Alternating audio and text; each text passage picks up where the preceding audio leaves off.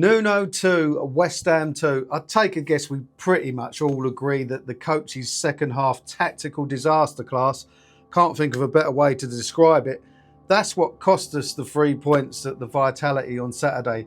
The bigger question for me is, does Nuno agree and is he going to learn from these mistakes? I suppose the only way we can get a sort of clue or an idea of this is by looking at the interviews. It's all we've got. I'm not talking about the highly controlled post-match interviews the official club's media conduct for this. You must have seen them as sort of questions loaded with the answers already, really friendly towards the subject. I'm not interested in that at all. I want to know whether Nuno's going to own his mistakes. I want difficult questions. Now, I know what he says publicly will differ from what he says privately to the team, but I thought we got a clue from his body language in them slightly more journalistic interviews. I mean, take a look at this. What do you think changed in the second half that meant that momentum was so much more with them than in the first half? We couldn't go out.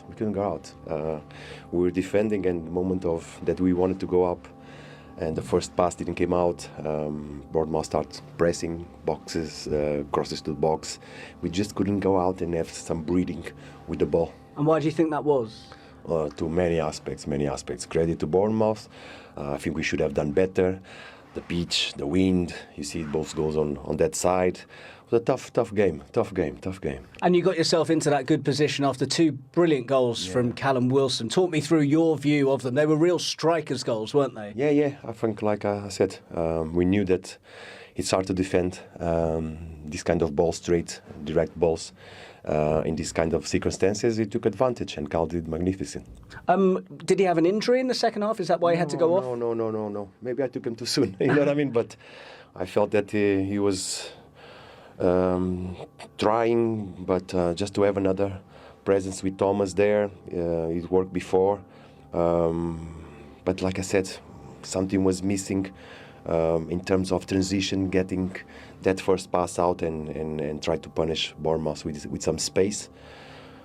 Was not to be. So do you think maybe the substitutions didn't quite work the way you wanted them to this time around? Look, I can say anything. The boys that came in got us fresh legs and got us through the end. Because, like I said, Bournemouth, he had momentum, he had chances. It was about taking out of the game, and the players that came in give a strong hand to the team. Also, our fans, the way they push us to give us this constant effort to chase the ball. We cannot thank them enough. Now, he knows what most of us think, and he probably thinks the same. He's not stupid, of course, but managers can be stubborn and don't like being proved wrong. Just look at Martyn at Man United, for example, who consistently plays an unsuccessful formation like he's the last one to realise it's not working. Now, I like Nuno, but what concerns me is the weird stuff. I still can't explain the Brentford game. It baffles me how, after a semi-successful start to life at West Ham, I mean, we looked good at Everton. OK, Arsenal was what it was, a free hit against the best team in the league right now, and I don't think we can look too much into that. But both the Brentford and Leeds defeats, in my opinion, and most people's opinion, were completely down to Nuno's lineups and tactics. But let's just file them under weird flash in the pan moments and move on. Newcastle was our best Nuno performance by far. Something clicked that day. We probably know why. The midfield we all wanted with Potts and Fernandes was selected, and it worked. Burnley was a stuffy relegation 6-pointer, but we got the result. Now, don't get me wrong, Bournemouth away is tough. Nobody's won at the Vitality this season, and to take a point is a great result when we consider where we were a month ago. The real story was a game of two halves. As we know, we went into the break 2-0 up. Two great goals from Callum Wilson. The first assisted by Areola, and it's straight from the training ground, by the way. Areola had a great game, didn't he? The man of the match, without any doubt. I mean, he made several amazing saves. And like we said, assisting a goal, there's no way we come out of Bournemouth's ground with anything if it wasn't for that Areola that day. What did Nuno think of the man who saved him? Well, what about a word about your current goalkeeper for the way that he played today? We got a point. He did well. He did good saves. Anyway, the second half, Guilherme didn't have a great game, did he? But The KWP sub at half-time was a clue to what we was about to see. But the real problem started in the 52nd minute, captured by this wonderfully timed photo. This was far too early to remove Wilson. He scored 2 goals, our only real goal threat on the pitch. Why? Well, he wasn't injured, didn't look tired. We know this because of the brilliant questioning from the final score team, a studio baffled by the substitution. Yeah, what do you think happened, Callum? I think second half, they changed centre-back, right side, give them more of a platform to build from, because Lewis Cook is obviously a midfielder, and then he's able to control the game. Obviously, Senesi, first half, I was standing on a little bit more to stop him playing, and we let the right side have it, but then obviously they had both sides where they were able to play passes through the lines. I know this is a really tough question, so I'm going to go for it anyway, okay, Callum? There's a feeling here in the studio with Martyn and Ash that perhaps when you came off, that was perhaps the moment where the game changed. I mean, I'd have to look at it back. Obviously, of course, first half was a good half for us. We was in the game, and obviously changes and substitutes change games. I think they made 2 at half time, which obviously give them more momentum. We had to weather the storm. We didn't really string a few passes together in the second half, and yeah, obviously we made changes ourselves, and unfortunately we didn't get the result that we wanted today. Thank you. Callum, Martyn Keown here. Just wanted to say, great performance from you. Saw the article you did this week in the Times newspaper saying, you know, I'm not delusional. I think I should be in the England squad. And that first half performance, those 2 goals, definitely told me that it's still there for you, potentially. But I couldn't work out why they took you off. 52 minutes was opening the door for an onslaught.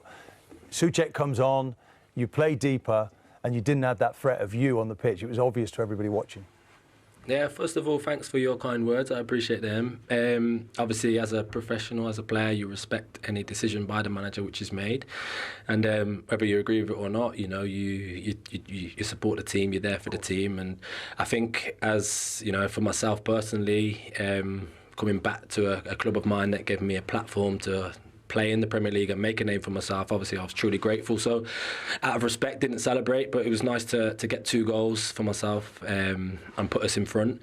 And yeah, I think obviously I did get asked if I'd like to go to the World Cup the other day. For me, I answered the question just like obviously I answer these ones, and of course any player that gets asked that question would never say no, really. I know I've got a long way to go. I just need to keep my shirt at West Ham and keep playing here, trying to help the team improve, and then 6 months down the line, who knows what can happen. So hard work on the training ground starts again next week, and we continue to try and improve. I think you've shown how valuable you are today to West Ham. They need to keep you out there, keep you fit. It's a balancing act for the manager, but that's not a bad point in the end.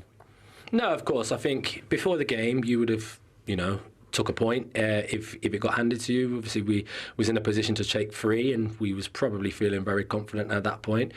Football's football. This is the Premier League, and you play against teams every week, and they're all top teams. So you take your foot off the gas, unfortunately, like we did, and then you get punished. And yeah, it is. I've had obviously setbacks throughout the last couple of years. I'm building my way back again, and yeah, I guess you just respect any decision that's made. Wilson is in an awkward position here, hence his political and professional answer. But this man is still hungry. He wants to be in the Premier League 100 club. I think he's on 92 goals currently. I mean, he believes he can go to the World Cup. He did not want to leave that pitch. I know the Souček for Wilson sub worked recently, and there is logic to having the check in the game, but not that early. It was the first domino to fall for me, and it was clear to anybody watching the game that we wasn't going to win from that moment. We were very lucky to get away with a point. After conceding, Nuno's second big mistake was made. Exit Fernandes, who is replaced by an unmotivated Füllkrug, who was earlier ignored, by the way, as a direct replacement for Wilson. The rest is history. We don't need to break it down, do we, going into player performances, but it's all on Nuno for me, and I can't really blame any of the players. I just hope he learns from the mistakes. I believe he will. He's a professional manager, for God's sake. He knows more than us fans, but it's obvious why we didn't win on Saturday. Anyway, we got to be happy with a point. We'll move on now. We'll look forward to Sunday. We'll preview the Liverpool game on here. Also, don't forget to catch me on the Bobby Moore stand with Chris and Gary. We're looking to do a decent match vlog for Sunday as well, so look out for that. Keep liking, hyping, hit the subscribe and bell button so you never miss a moment from Talking Hammers. We've been sort of rethinking the channel a bit and seeing where we're going to go with it moving forward. I will update you on this very soon. Exciting times. Thanks for all your support. And come on, you Irons. Each morning's up, we will stand in a clearing where we're chanting loud side by side. It's true, so true. Up the park to the bride, lost together we ride. History on the feet, West Ham never dry.